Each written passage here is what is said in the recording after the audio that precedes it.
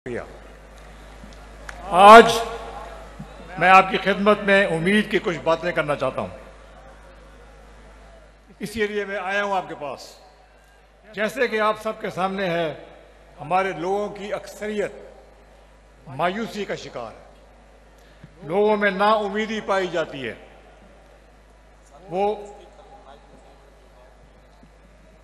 मैं जरा माइक आदन ठीक करके नो देखें। वो मायूसी और कंफ्यूजन में घिरे हुए हैं। मैं आपको याद दिलाना चाहता हूं कि बतौर मुसलमान हमें मायूस नहीं हो सकना। हमने अल्लाह ताला पर पूरा यकीन रखना है और बेहतरीन गुमान रखने के, क्योंकि हम जैसा अपने अल्लाह से गुमान रखेंगे वैसा हमें अता किया जाएगा। इसलिए आपने उम्मीद का दामन पकड़े रहना है और इंशाअल्लाह हम सब ने मिलके आपके लिए अल्लाह की मदद से बेहतरी लानी है। ये नहीं कि पाकिस्तान में कभी अच्छे काम नहीं हुए। माजी में कई अच्छे काम भी किए गए, लेकिन बहुत से ऐसे काम अधूरे भी रह गए जिनके ना होने से मुल्की निज़ाम पुख्ता और मुस्तहकम ना हो सका। कई मंसूबे सिरे से ख़त्म कर दिए गए और कुछ अधूरे छोड़ दिए गए, और चलते हुए मंसूबों को बंद करने की वजह से हमेशा तसलसल टूटता रहा। वो इसलिए, या ये सुने बड़ी गौर से, इसलिए तसलसल नहीं रहा कि आने वाली हुकूमत पिछली हुकूमत के मंसूबे बंद कर देती थी। अफसोस कि सियासी जमातों की आपस की लड़ाइयाँ और एक दूसरे पर इल्ज़ाम तराशियों की वजह से बहुत वक्त ज़ाया हो गया और मुल्क को नुकसान हुआ।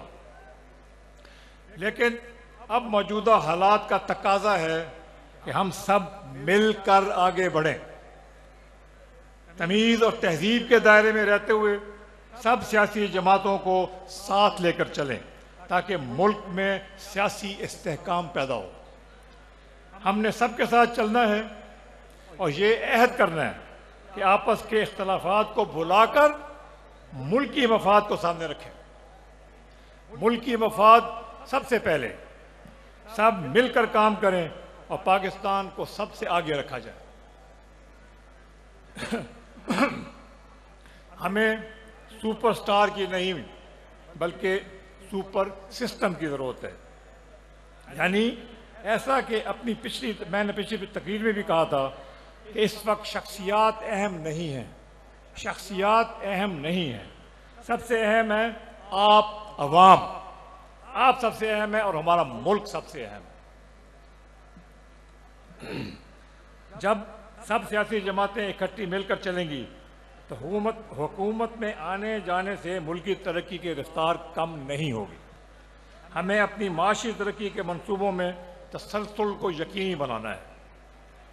जाने वाली हुकूमत और फिर आने वाली हुकूमत में ये तय होगा कि जो मंसूबे जारी हैं उनमें रुकावट नहीं आएगी। तरक्की का अमल कभी नहीं रुकना चाहिए। हुकूमतें आती जाती रहेंगी लेकिन कौम के मफाद का काम जारी रहेंगे इंशाअल्लाह।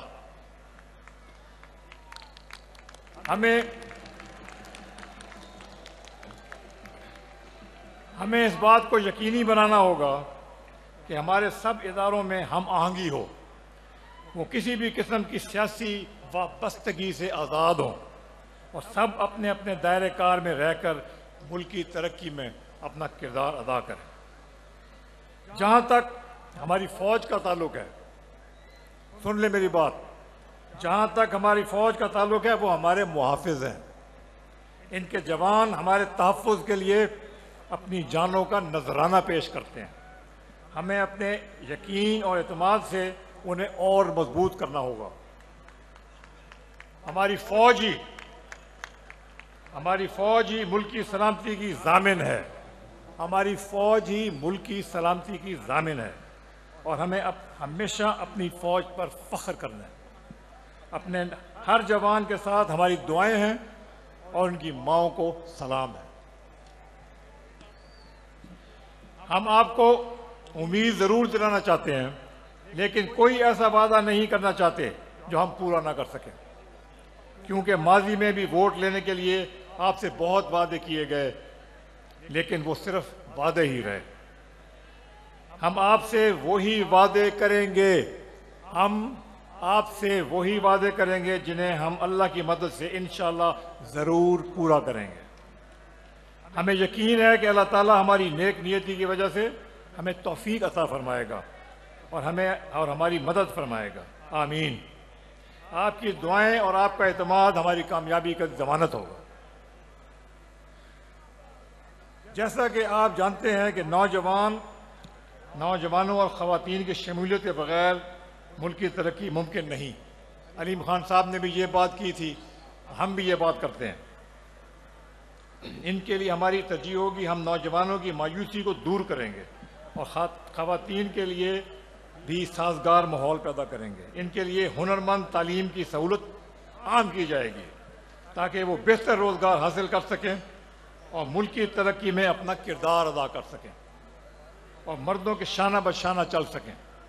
ख़वातीन हमारा बहुत बड़ा असासा है और हमने इनके लिए हर किस्म की आसानियाँ मुहैया करनी है। जो नौजवान और ख़वातीन कारोबार करना चाहेंगे, इनके लिए हुकूमती सतह पर आसानियाँ पैदा की जाएंगी। उन्हें रेड टेप का सामना नहीं करना पड़ेगा। बैंक इनको आसान शराइत पर कर्जे दें ताकि कारोबारी सरगर्मियों को फ़रोग़ मिले और लोग कारोबार और मुलाजमत से बेहतर मौके मिलें।